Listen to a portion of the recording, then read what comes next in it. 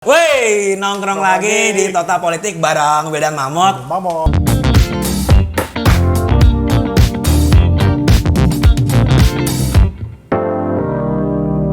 Kita mampir nih sekarang di Forum Masyarakat Peduli Parlemen Indonesia. Masih suka kelibet-libet ngomongnya. Gampangnya tuh Formapi. Formapi Jadi, ya? ini satu lembaga yang concern banget buat mantau kinerja anggota dewan kita, bro, di nasional. Apa hubungannya sama for yang lain kan? Ada 4K. For kami. Disebut. Tapi pertanyaannya kalau kita kedatangan sama Bang Lusius. Dia salah satu peneliti ya, Bang ya. Siapa yang kedatangan siapa? Oh, salah kita ya. Kita yang Kita yang datang.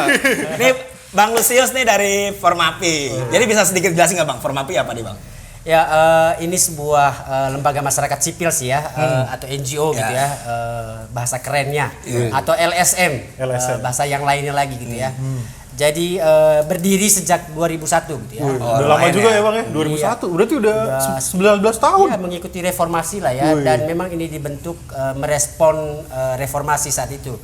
Ketika DPR diberikan kewenangan yang besar, hasil reformasi 98, ada kepentingan untuk memastikan lembaga ini tidak dibiarkan berjalan sendiri. Harus ada kontrol yang kemudian terus dilakukan oleh publik untuk memastikan dia tidak menyalahgunakan kewenangan yang besar itu. Mulia sekali. Tapi pertanyaannya kan nih masyarakat peduli parlemen. Parlemen peduli gak sih sama masyarakat? Itu pertanyaan paling menarik. Nah, gimana tuh Bang? Dan saya kira di situ soal kita sekarang. Takutnya bertepuk sebelah tangan. Tapi mereka sendiri saya kira setiap saat mengaku paling peduli rakyat. Ya, walaupun di saat yang bersamaan kita menyaksikan wajah parlemen yang selalu menjauh dari rakyat. Mendekatnya kalau lagi pemilu ini, aja. Ini soal siapa duluan mengklaim aja gitu. Tapi saya kira untuk memastikan atau menguji apakah betul DPR punya kepedulian terhadap masyarakat, itu sih mudah saja gitu. Ada banyak kebijakan yang kemudian bisa dievaluasi dari DPR ini. Yang paling mudah menilai undang-undang yang mereka hasilkan. Gitu. Waduh berat banget undang-undang. Nggak usah mungkin masuk ke substansi atau apa sih yang mereka atur dalam undang-undang. Tapi yang paling mudah, mereka itu tiap tahun punya rencana berapa undang-undang yang mau mereka sahkan dalam setiap tahun. Yang disebut kerennya itu daftar RUU prioritas. Mantap. Daftar rancangan undang-undang. Prioritasnya masyarakat atau prioritasnya mereka? Mestinya dalam pertimbangan awalnya itu prioritas masyarakat, ya itu yang selalu jadi kritikan Formapi gitu ya. RUU yang kemudian kalian katakan sebagai prioritas masyarakat, faktanya yang kalian hasilkan RUU yang menjadi prioritas kalian. Saya kira itu catatan serius yang selalu kita ingatkan di hampir setiap evaluasi kita. Produk legislasi yang dihasilkan DPR itu akan bisa dihasilkan dalam waktu sangat cepat ya, jika produk legislasi itu terkait dengan kepentingan mereka. Yang paling mudah barusan ini mereka baru mengesahkan RUU Cipta Kerja. Ini diselesaikan tidak sampai 1 tahun. Ini luar biasa, ribuan pasal bisa mereka selesaikan dalam waktu tidak sampai 1 tahun. Bandingkan dengan RUU larangan minuman beralkohol. Itu hanya 24 pasal. 24 pasal sejak 2015 dibahas, 2016 sudah selesai semua substansi 24 pasal itu. Tapi sampai 2019 mereka tidak bisa menyelesaikannya. Itu karena tidak jelas urusan politik. Padahal secara pasal itu lebih dikit ya. Harusnya lebih gampang ya. Harusnya lebih gampang. Itu kan anehnya. Anehnya gitu. Tapi, jadi Formapi bilang jangan-jangan DPR ini bukan karena malas gitu ya, sehingga undang-undang yang mereka hasilkan sangat sedikit. Tapi karena kepentingan di balik undang-undang yang mereka bahas itu tidak jelas untuk mereka ya. Sehingga ngapain sih? Capek-capek dibahas ya. Capek dibahas gitu ya. Urusannya untuk kepentingan banyak orang yang tidak jelas juga pemilih mereka tidak di pemilu nanti. Betul. Tapi saya penasaran nih Bang, Formapi itu utamanya tuh ngapain sih Bang? Kayak nggak mungkin jagain parkiran kan? Tampang kantornya seperti tampang parkiran. Tapi saya kira urusan Formapi paling utama seperti yang saya katakan di awal tadi, kita itu lahir dari keprihatinan akan parlemen yang diberikan kewenangan yang sangat besar di amandemen undang-undang setelah reformasi gitu ya. mereka punya fungsi legislasi. Ah. Undang-undang yang mereka hasilkan itu mengikat seluruh rakyat Indonesia. Kalau mereka mengatakan bunuh orang karena ini di undang-undang, itu bisa dilakukan kapan saja. Gitu. Jadi sangat penting kewenangan itu. Mereka juga punya kewenangan membuat anggaran, gitu ya. Ini juga kewenangan sangat penting karena kemudian negara ini bisa berjalan kalau anggarannya ada, gitu ya. Iya. Walaupun selama ini banyak dari anggaran yang harusnya diperuntukkan untuk rakyat, banyak juga yang ditilep oleh mereka. Gitu ya. Waduh. Bang, dari tadi abang nih kesana tuh orang-orang jahat semua nih yang di parlemen. Sebenarnya ada gak sih bang orang baik di parlemen sepengalaman abang lah? DPR menganggap Formapi itu menganggap DPR itu tidak ada yang baik. Gitu ya. Jadi suzon gitu ya Mas? Suzon. Kami selalu mengatakan memang ada hal baik di DPR. Gitu. Iya. Itu pertanyaan kami gitu. Karena kita bicara soal lembaga, kita bukan bicara soal orang perorangan. Betul, gitu betul. Ya. Banyak anggota DPR yang mengaku dirinya baik, dirinya melakukan tugas seperti yang diamanatkan undang-undang yang harus dilakukan oleh seorang anggota DPR. Tapi mana efeknya? Jadi nggak pernah dirasakan. Apakah cukup semua orang juga mengaku baik kok. Bahkan penjahat atau pencuri sekalipun bisa mengatakan atau mengklaim dirinya baik gitu. Kalau membagikan hasil uang curiannya itu kepada orang lain. Jadi selama dibagi baik gitu. Ya, bukan soal siapa bisa mengklaim apa gitu ya, tapi soal secara apa yang kemudian bisa diuji karena ini lembaga publik, ada urusan publik untuk kemudian menilai gitu ya, apakah lembaga ini punya manfaat atau tidak gitu ya. Saya kira sih secara kelembagaan ada misi baik dengan kemudian memberikan kewenangan yang besar kepada DPR. Tapi ada banyak soal yang belum kemudian terselesaikan gitu ya. Misalnya soal bagaimana peran partai politik yang begitu dominan. Sebaik apapun anggota DPR, saat dia sudah menjadi anggota DPR, dia sepenuhnya menjadi alat partai politik, menjadi atau berada dalam cengkraman partai politik. Jadi apa yang diperjuangkan bukan lagi kepentingan rakyat. Karena yang punya hak untuk merecall dia saat dia menjadi anggota DPR itu adalah partai politik. Sementara rakyat hak recallnya itu di saat pemilu gitu. Itu pun kalau dia masih ingat saat mau menjadi. Banyak rakyat yang sudah lupa kan informasikan. Ingatnya jadi, dia yang ada dangdutan ya. Dia yang bagi-bagi duit pagi-pagi. Sehingga selalu terulang kita memilih orang yang sama, orang yang di periode ini kita caci maki, masih terpilih juga di periode berikut. Jadi ini soal belum tertata dengan baiknya banyak sistem lain yang memastikan kemudian anggota DPR terpilih betul-betul berkualitas, berintegritas dan lain sebagainya. Nah, kalau dihitung nih Bang, misalnya kalau dari 2001 nih, ini hitung-hitungan aja, iseng-isengan aja, tebak-tebakan. Dari 2001 sampai sekarang kemarin terakhir 2019, periode DPR terbaik menurut menurut abang aja. Menurut abang lah, nggak usah menurut Formapi. Enggak, kalau Formapi secara resmi mengatakan DPR terburuk itu 2014-2019. Terburuk tuh. Kenapa tuh?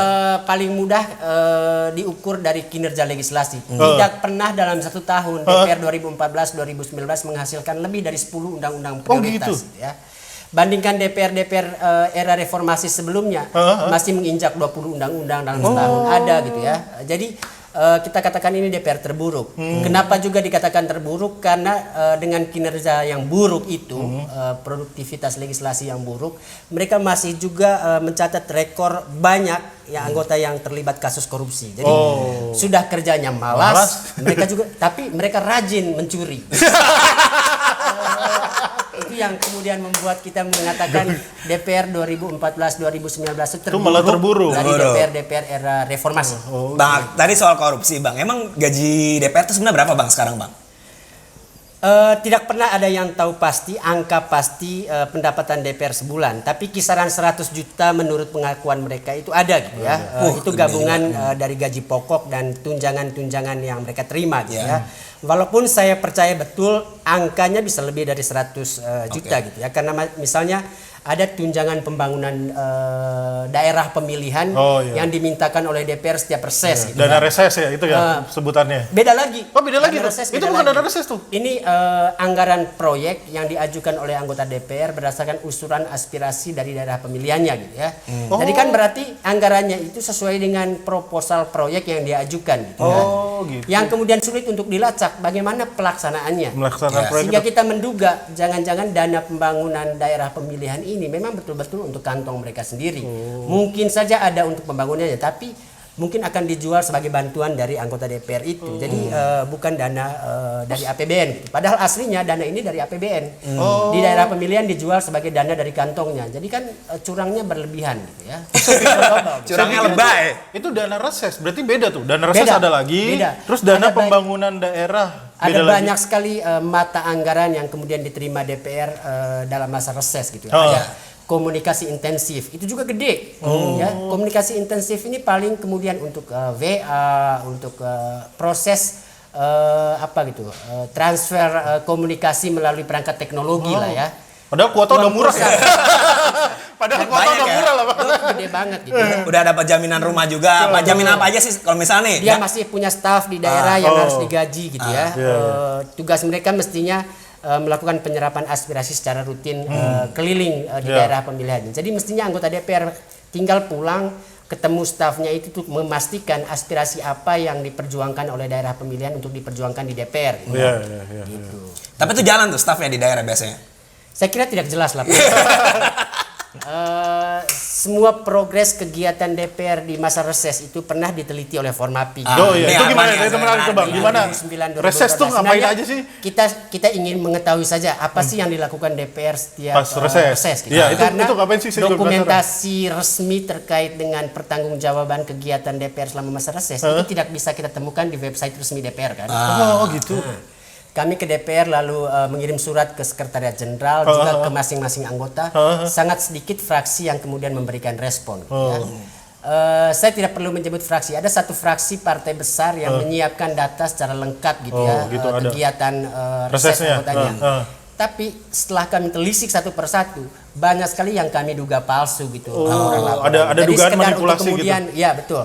Misalnya tanda tangan atau huruf yang digunakan, kok bisa dari ujung ke ujung huruf yang sama yang digunakan. Padahal sudah kelompok masyarakat yang berbeda yang diajak untuk ketemu gitu ya. Jadi ada banyak dugaan gitu ya. Tapi idealnya semacam itu sebenarnya manipulasi. idealnya nih kalau secara tatip DPR atau apalah peraturan DPR itu, Tertib, ya. iya, dia tuh harusnya ngapain sih pada saat reses sih? Sebenarnya kan Harusnya ada anggaran untuk bertemu dengan konstituen. Gitu ya.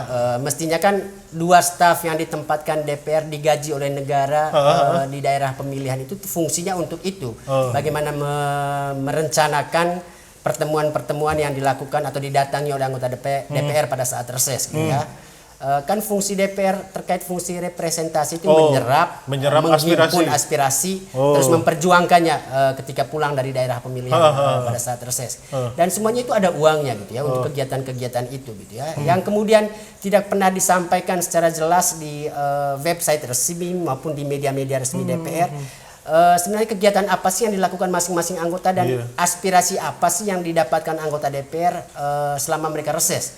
Padahal kan mestinya itu dengan mudah menjadi informasi publik. iya, karena harusnya. ini aspirasi rakyat, sesuatu yang kemudian perlu diketahui oleh rakyat. Aspirasi apa sih yang diperjuangkan masyarakat dari Sabang sampai Merauke gitu ya.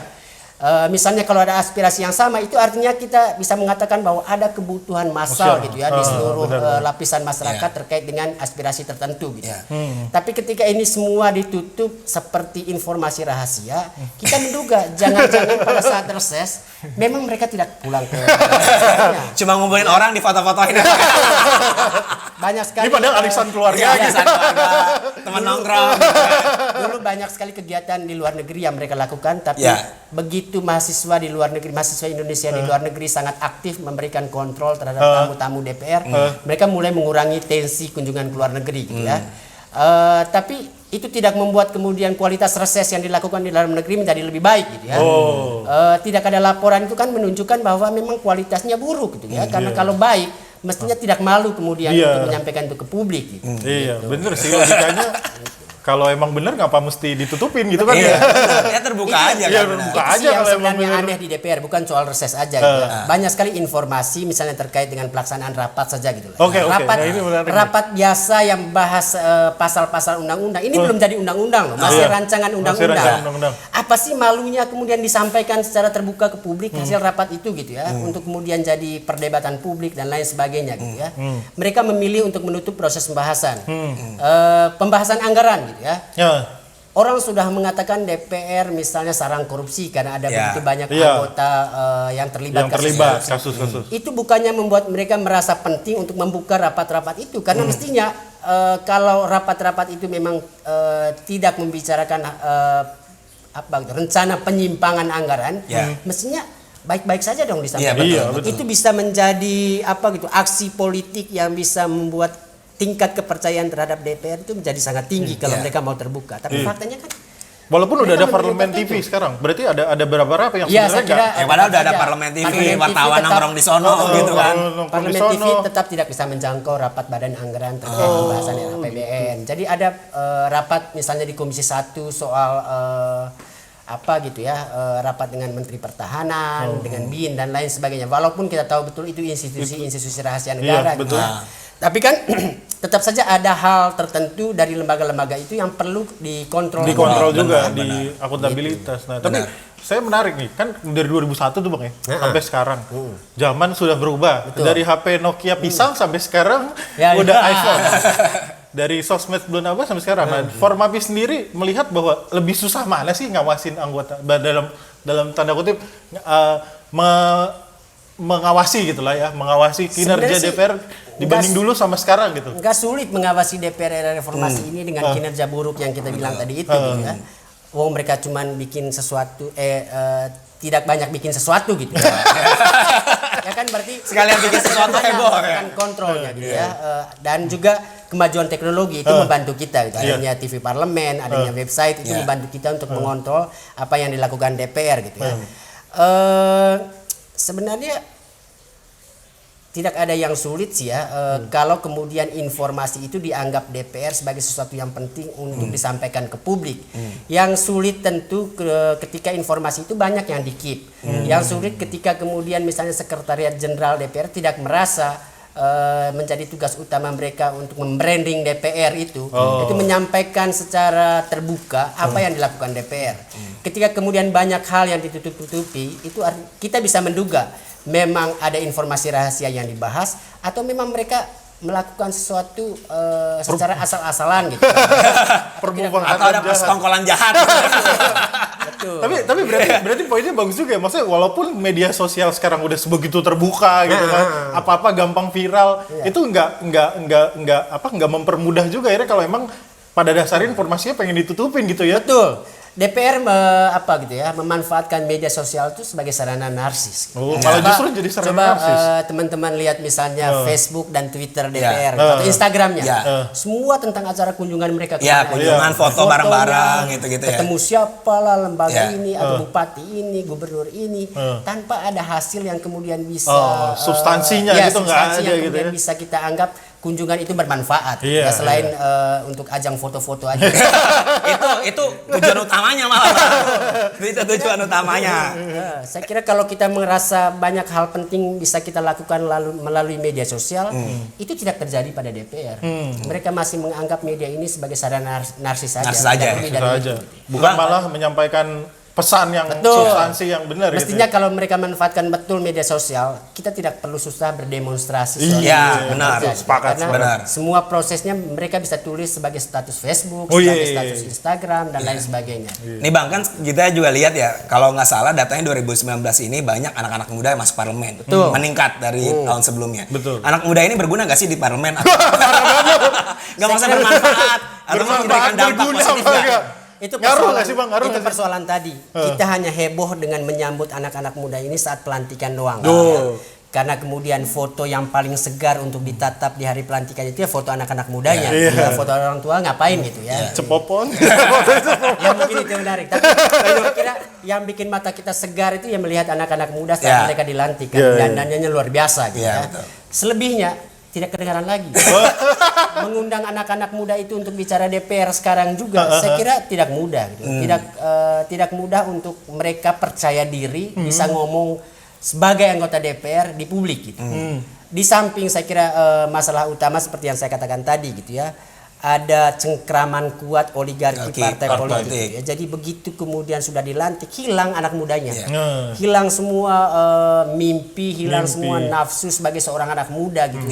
Karena kemudian yang dia harus jalankan adalah nafsu orang tua yang sudah lemes itu. Ya. Nafsu partai. Jadi bahkan yang anak-anak muda masuk pun juga karena mereka punya privilege dari orang Betul, partai, saya kira- entah bosnya, saya kira itu juga. bapaknya atau keluarganya gitu Betul. ya. Ada banyak contoh yang membuktikan bahwa anak muda yang terpilih pun bukan anak muda biasa-biasa saja. Iya. Ya. Tapi anak-anak muda yang sudah sejak awal disiapkan karpet merah oleh partai politik maupun oleh keluarganya untuk kemudian jadi anggota DPR. Iya. Iya sih. Jadi kalau kita bangga dengan anak muda waktu hasil pemilu diumumkan, saya kira kebanggaan itu yang harus dikoreksi ke depannya dengan melihat latar belakang mereka. Berarti harus dicek juga anak mudanya siapa. Iya, gitu, anak Bang. mudanya siapa. Ini ada pertanyaan yang paling fundamental juga Bang. Ini yang buat penasaran anak-anak muda di Indonesia. Itu anggota DPR yang nonton bokep itu kenapa di situ? Kenapa tidak di kantornya sendiri? Apa wifi-nya lebih cepat? Pertanyaannya. Kenapa kok bisa kita menemukan Saya kira orang-orang kayak gitu, Bang? Kalau urusan wifi memang cepat banget. Makanya di mereka gitu ya. Padahal kita menggunakan yang adminnya guest loh. Apalagi kalau yang adminnya atau usernya itu anggota DPR pun, ya pasti lebih cepat. Maksud aku ini kejadian sering berulang. Kenapa mereka tidak menahan diri ya? Saya kira sih, Wifi di rumah Pak. saya kira sih itu soal perilaku gitu ya. Proses pemilu yang kemudian tidak diawali dengan rekrutmen yang serius gitu ya. Soal anggota-anggota DPR ini membuat kemudian banyak yang terpilih itu tidak bisa dijamin integritasnya, moralnya, etiknya dan lain sebagainya gitu ya. Orang-orang yang kemudian terpilih karena membuang uang cukup banyak untuk membeli suara rakyat. Ya. Sehingga ketika sudah terpilih dia merasa saatnya menikmati hidup.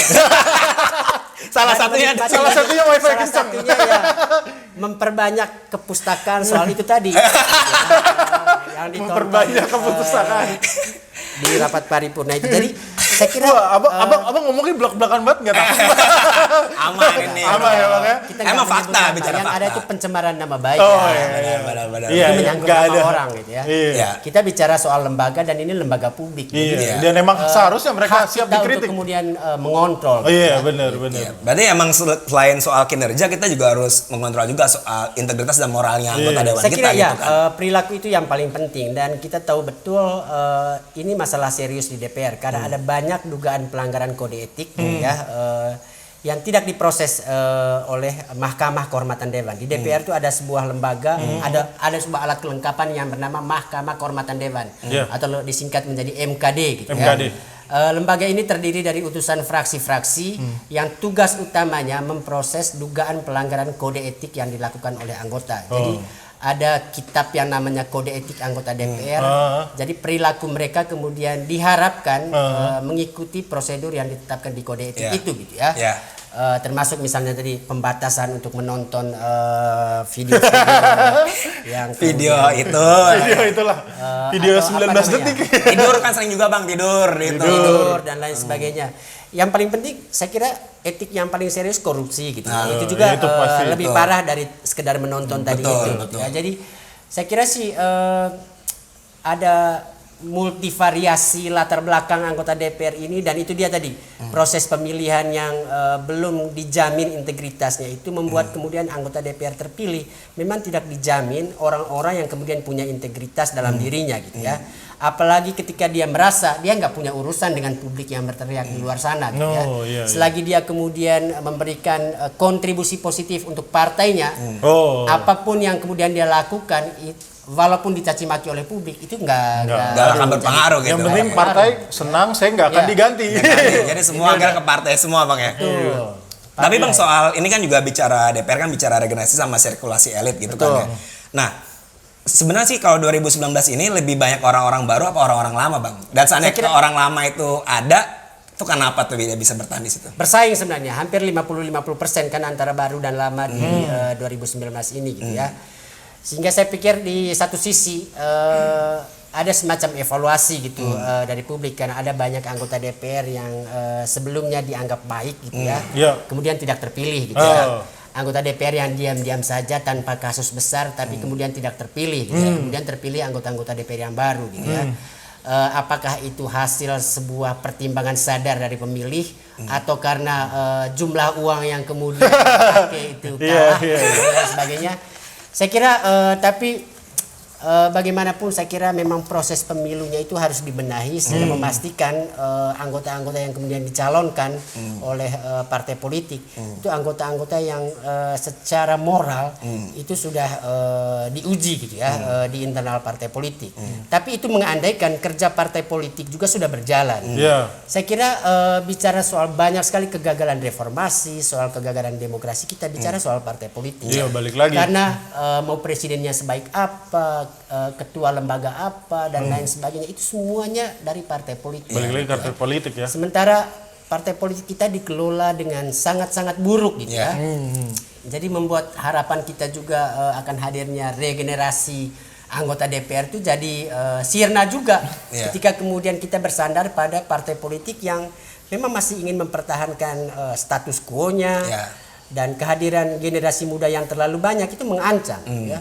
Tiba-tiba mereka berkompromi saja untuk kemudian melakukan demonstrasi terhadap partai politik melalui kewenangannya di DPR gimana? Jadi saya kira tidak mudah juga bagi partai politik untuk kemudian membuka ruang seluas-luasnya bagi rekrutmen anak-anak muda yang memang punya jiwa pembaharu. Jadi sistem bisa dikatakan sistem kaderisasi juga nggak jalan gitu Bang. Jadi karena ditahan juga kan berarti takut juga gitu kan. Aku juga senang ada pendapatnya dari Prof. J. Hermansyah. Dia bilang kesalahan reformasi itu adalah lupa untuk mereformasi partai. Benar gak Bang? Betul. Bener. Dan itu diamini oleh DPR gitu. Undang-undang partai politik sejak tahun 2011 itu nggak pernah direvisi. Selalu masuk dalam target prioritas setiap tahun dan setiap periode gitu. Tapi tidak pernah kemudian dianggap penting untuk kemudian dibahas oleh DPR. Itu artinya udah zona nyaman ya. Udah zona nyaman sekarang. Banyak catatan negatif yang disampaikan publik terkait dengan partai politik. Ada begitu banyak perilaku partai politik yang jadi catatan buruk evaluasi yang dilakukan. Tapi itu tidak cukup jadi alasan bagi DPR untuk kemudian merasa ini satu hal yang penting di samping undang-undang pemilu gitu ya. Kita sibuk menggonta-ganti sistem pemilu. Tapi lupa untuk mengurus hulunya partai politik itu harus dibenahin juga. Selama itu kemudian tidak dirubah, mau sistem pemilunya seperti apa hasilnya itu juga. Iya sih. Karena roots-nya balik lagi ke partai politik. Benar.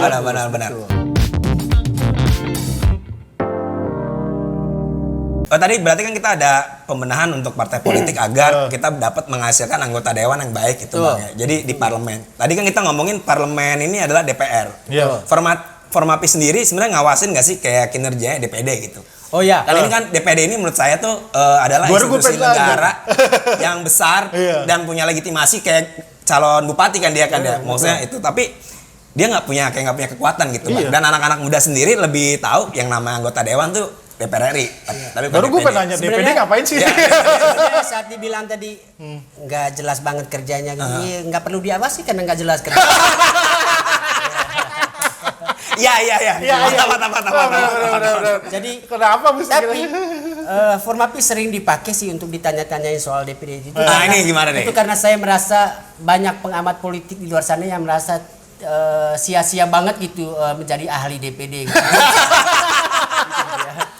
Jadi saya kira sih ini juga catatan serius soal amandemen konstitusi yang dilakukan DPR di era 99 sampai 2004 gitu ya. Soal kehadiran DPD itu ya. Betul, tidak jelas konsep awalnya membentuk DPD ini apakah sekedar pengalihan utusan golongan dan utusan daerah gitu. Jadi lembaga sendiri atau kita mau menerapkan konsep bikameral yang berlaku di luar negeri sana gitu ya. Ada senat, itu kan yang tidak jelas gitu ya. Saat kita mau kemudian memastikan DPD ini menjadi kamar kedua, dia bilang enggak. Fungsi kami itu di bawah DPR semuanya, tidak punya eksekusi untuk kemudian menentukan sebuah kebijakan. Mereka hanya sampai di proses pembahasan anggaran, proses pembahasan kebijakan. Jadi sia-sia banget ada sebuah lembaga gitu ya. Padahal itu salah satu produk reformasi ya. Karena anggarannya cukup besar gitu. Yang bangga gitu ya ketua DPD-nya karena dia dapat mobil berplat RI. Setelah itu kemudian platnya depannya RI ya. Tapi saya kira ini catatan serius gitu ya. Saya selalu mengatakan sulit sekali membayangkan ada sebuah lembaga tinggi negara tapi tidak jelas kerjanya. Iya sih. Tidak jelas fungsinya gitu. Terus dipertahankan dengan anggaran yang terus kemudian dinaikkan. Iya. Jadi saya kira ada hal yang perlu dipikirkan secara serius untuk perubahan ke depan gitu ya. Di samping tadi satu ada tugas mereformasi partai politik, ada tugas lain juga. Bagaimana membuat DPD ini tidak kerdil seperti sekarang, tidak lembaganya ada, tapi oleh banyak elit dianggap tidak ada. Jadi dalam pembahasan politik juga jarang disebut DPD kan. Bahkan kalau ada undangan seminar di kampus, Pak, jarang ada yang undang DPD. Yang diundang DPR. Anggota DPR. Gitu. Memang tidak penting kan? Karena dia hanya menyampaikan mimpi-mimpi. Yang kita butuhkan orang yang kemudian bisa menceritakan eksekusi apa yang akan dilakukan gitu. DPD bisa apa gitu ya. Jadi kita sih selalu mengatakan kalau ada jalan singkat yang bisa membubarkan DPD, bubarkan. Karena memeliharanya juga mahal, itu membuang-buang anggaran gitu ya. Apalagi banyak orang yang kemudian bermimpi jadi anggota DPD hanya karena uangnya hampir sama dengan anggota DPR. Gitu. Dan gak ribet lewat partai juga, tetap lewat partai gitu ya. Nih Bang, kan bicara soal orang yang di parlemen kan udah jadi. Abang nih sendiri sebagai masyarakat yang peduli sama parlemen melakukan edukasi gak sih ke masyarakat soal lo jangan cuma nyoblos doang, tapi lo kawal dong nih orang-orang ini. Kita selalu sampaikan itu di menjelang pemilu gitu ya. Kita selalu sebenarnya ada upaya dari Formapi dulu untuk membuat rapor masing-masing anggota. Itu tadi yang saya ceritakan, kita pernah melakukan penelitian soal laporan reses masing-masing anggota. Oh, jadi tapi setiap hasilnya anggota punya raport gitu ya. Hanya sedikit sekali anggota yang kemudian merespon permintaan kita gitu, mengirimkan data-datanya sehingga sulit untuk kemudian diharapkan hasil riset itu objektif gitu, karena tidak adil nggak menyeluruh gitu ya. Betul.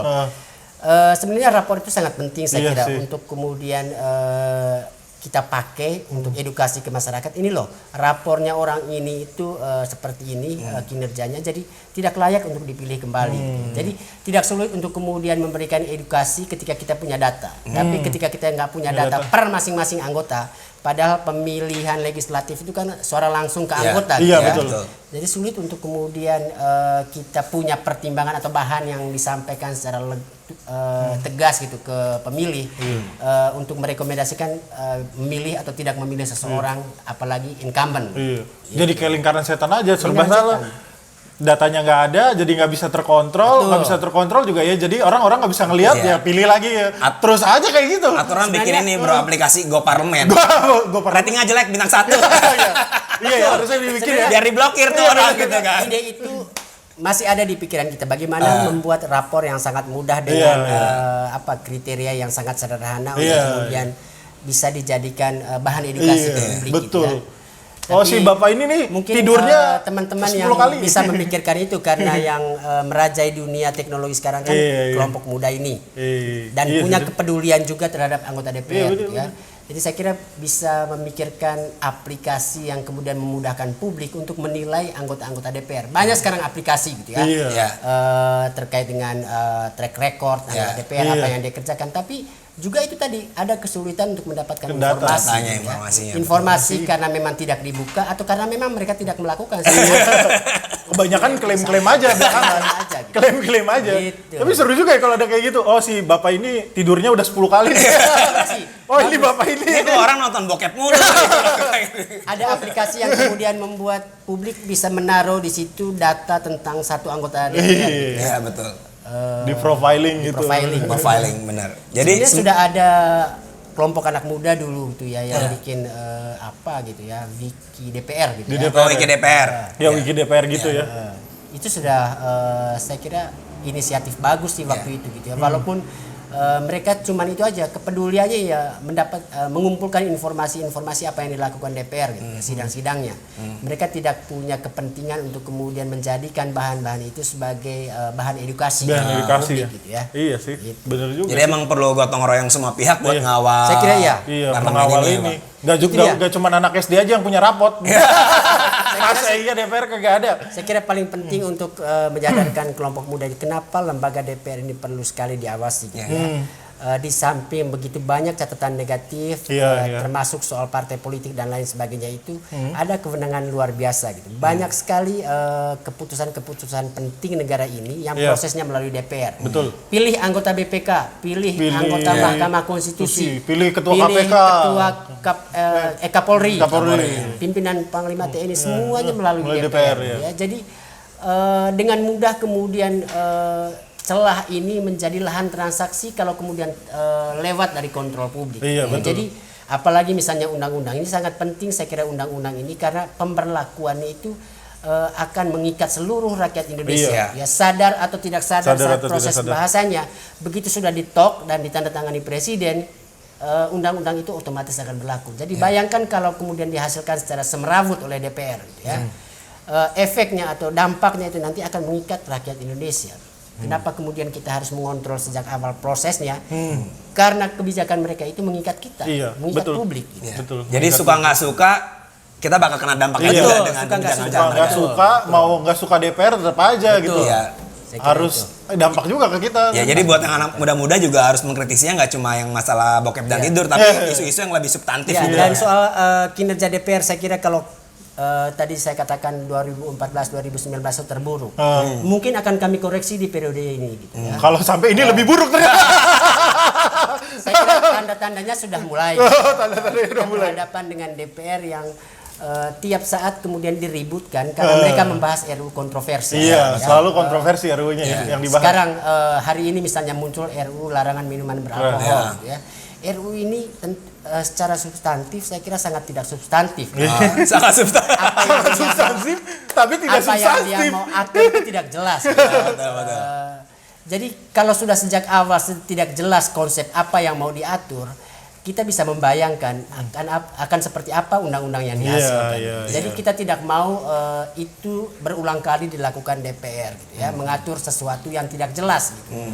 Karena itu akan membahayakan kita. Bayangkan kalau misalnya kita cuma iseng minum bir katakanlah ya dengan alkoholnya rendah, 1 gelas saja pemberian orang, lalu kita dipidana 2 tahun. Saya kira yang begini-begini ini rentan untuk kemudian dijadikan alat oleh penegak hukum untuk mengkriminalisasi orang, masyarakat gitu. Seperti undang-undang ITE, undang-undang apa. Jadi undang-undang ITE segala macam. Saya pikir DPR itu kalau mau mengangkat dirinya dipercaya oleh publik kembali, dia harus memulai dari membuat undang-undang yang jelas urusannya kepentingan publik. Betul. Kalau masih berkutat di undang-undang yang kemudian sibuk dengan kontroversi, ya kita masih akan tetap mengulangi sejarah DPR sebelumnya. Ya. Jadi jangan-jangan ini DPR periode paling buruk nanti, melihat kecenderungan mereka selalu membahas RUU kontroversial dan suara publik diabaikan sejak awal. Betul.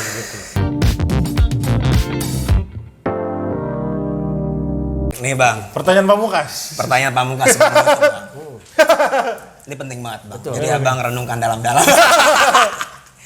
Nah, seandainya Bang, Mbak Puan males nih kerja gitu kan, nunjuk Abang nih, udah berolisius aja lah, gantiin gua gitu. Jadi ketua DPR RI.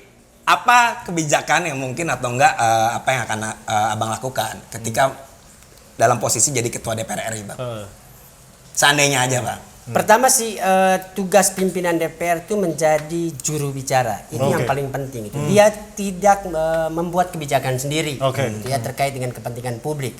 Fungsi dia itu bagaimana menyampaikan kebijakan yang dihasilkan oleh alat kelengkapan dewan atau komisi, badan anggaran, badan legislasi, menyampaikan itu semuanya ke publik.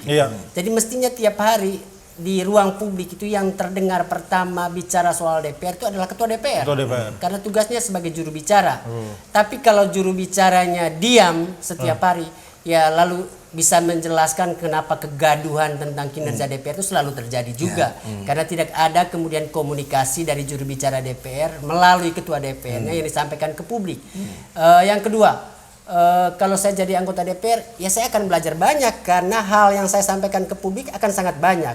Kerjaan Komisi 1 sampai Komisi 11 itu menyangkut berbagai macam bidang. Itu artinya orang yang menjadi juru bicara harus juga paham apa yang ingin dia sampaikan. Jadi dia juga harus punya tingkat kemampuan untuk mengetahui hampir semua bidang yang dibicarakan atau dikerjakan oleh DPR. Jadi kalau abang dari kedua, kalau sekarang kita tidak pernah mendengar suara itu muncul dari DPR, mungkin saja memang ketua DPR-nya nggak paham. Ya. Saya Jadi kalau ngebayangin saya sih jadi ya. anggota DPR, saya harus memastikan saya paham dengan tugas-tugas itu. Saya ngebayangin sih, abang kalau jadi anggota DPR berarti tiap hari kerjanya vlog politik. Ya. Komisi 1 lagi ngapain Komisi 1? Saya kira Sebenarnya itu bagus kalau anggota DPR beramai-ramai bikin vlog tentang apa yang dia kerjakan. Saya kira bagus, kita punya banyak informasi yang kemudian bisa Bisa jadi. kita dengar, kita lihat, kita tonton dan lain sebagainya. Masalahnya sekarang mereka bikin vlog narsis aja.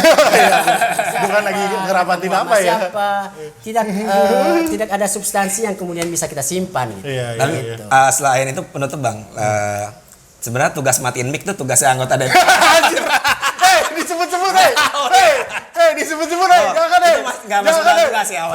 Maaf Ibu, maaf. Disebut-sebut jangan Takutnya kan dimatiin semua mic-nya soalnya ini kan. Tapi apa yang lo dapat simpulin nih dan dari kalau gue diskusi sih gue menarik di ini tajam nih dari Bang. tajam banget sih. Saya kira mungkin saya tambahkan sedikit. Citra DPR itu sangat tergantung pada juru bicara. Betul. Kalau kemudian juru bicara tidak maksimal menyampaikan informasi terkait apa yang dilakukan DPR, tidak mampu menjelaskan dengan bahasa yang bisa diterima oleh publik soal apa yang dikerjakan oleh DPR, pada saat yang sama DPR tidak akan bisa diperbaiki citra buruknya itu di tengah publik. Jadi peran ketua DPR, pimpinan DPR lah umumnya gitu ya, sangat sentral untuk memastikan kepercayaan publik terhadap DPR itu bisa berubah. Bisa berubah dan tetap terjaga. Iya. Ya.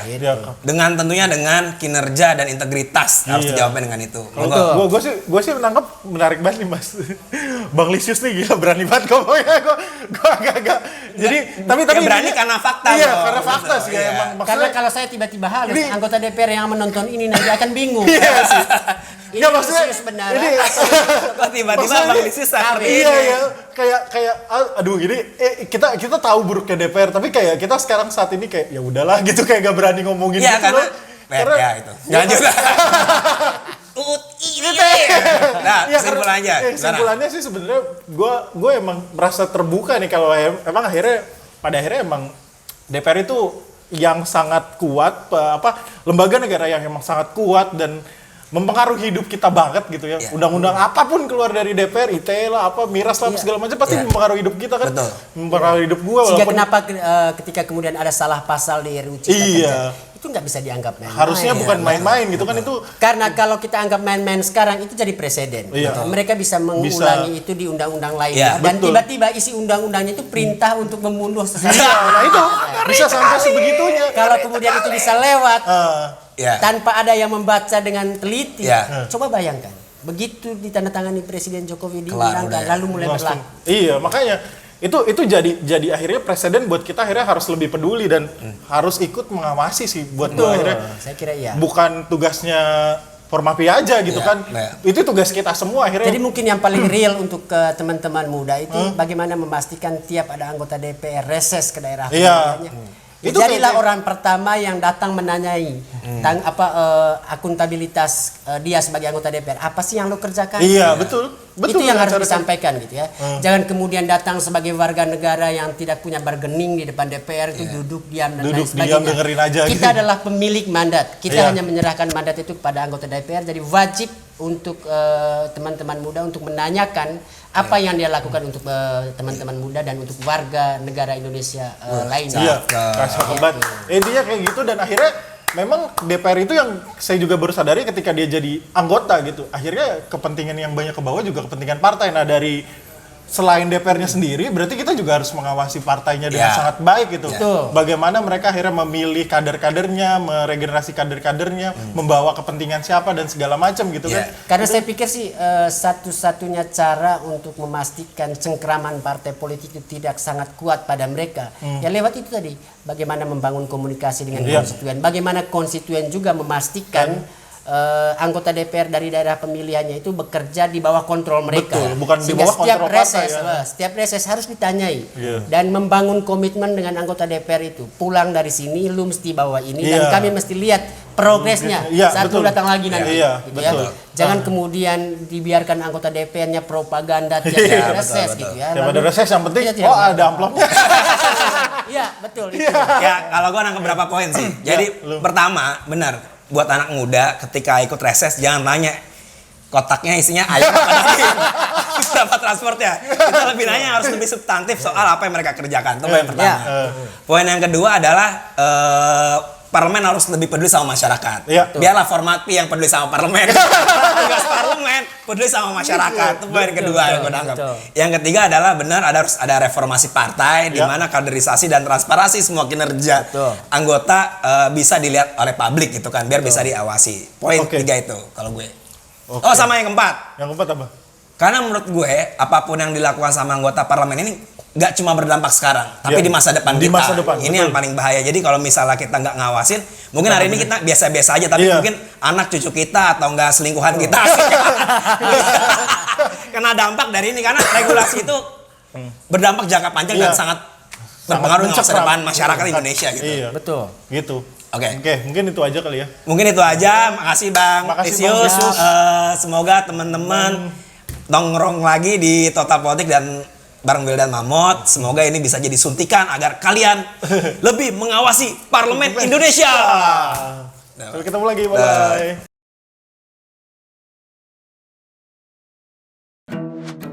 Produced by Total Politik and powered by haluan.co.